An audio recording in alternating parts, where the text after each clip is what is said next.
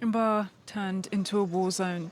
In Soweto, police are tracking down 5 men responsible for Saturday's mass shooting.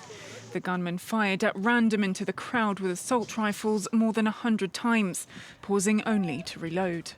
They killed more than a dozen customers and injured several others before making their escape. When I arrived at the tavern, I found bodies laying on top of one another and blood was still pumping from their corpses. I didn't see the car that allegedly did this. I went through the bodies looking for my family members, and that's when my blood pressure shot up. This past weekend was particularly bloody.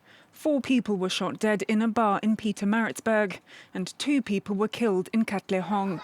The murder rate for the first 4 months of 2022 was the highest it's been in 5 years, with 67 people killed each day on average.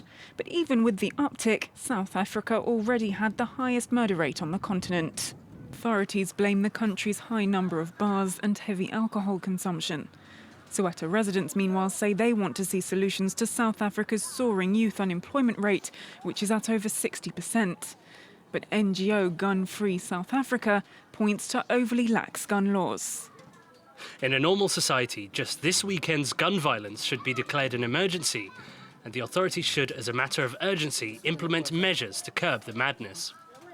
This deadly weekend is a shock for a country that was still reeling from tragedy. 2 weeks ago, 21 young people died in mysterious circumstances at a tavern in East London.